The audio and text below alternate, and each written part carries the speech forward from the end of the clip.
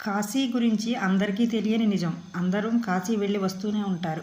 కానీ కొన్ని వందల సంవత్సరాల క్రితం వారణాసిని పాలించిన వారు ఎన్నో శైవ క్షేత్రాలను భూస్థాపితం చేసి మసీదులు నిర్మించారట. కాశీ ఆలయ ప్రాంగణంలో ఉన్న నంది గర్భగుడిలో ఉన్న శివుణ్ణి కాకుండా మరొక వైపు చూస్తూ ఉంటుందట. దీనికి కారణం ఏంటి అని అడిగితే అక్కడ పండితులు ఇలా చెప్పారట. ఆ నంది చూస్తున్న వైపు ఒక పెద్ద మసీదు నిర్మించబడి ఉంది. ఆ మసీదు క్రింద బావిలో శివుడు ఉన్నాడట.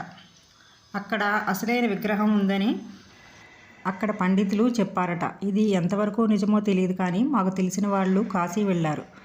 అక్కడ ఇది నంది అటువైపు చూస్తుంది ఏంటి అని అక్కడ పండితులను అడిగితే వాళ్ళు ఇలా చెప్పారట. అప్పట్లో ఈ దండయాత్రని తట్టుకోవడానికిగా వాళ్ళు గుడిని కాపాడడానికి ఈ గుడి భూస్థాపితం చేస్తున్నారని చెప్పి శివుడి గుడి ఉన్న దగ్గర ఆ గుడిని కాపాడడానికి చిన్న చిన్న సందులుగానే ఆ గుర్రం కూడా లోపలికి వెళ్ళడానికి లేకుండా ఇళ్లను నిర్మించేసుకున్నారట.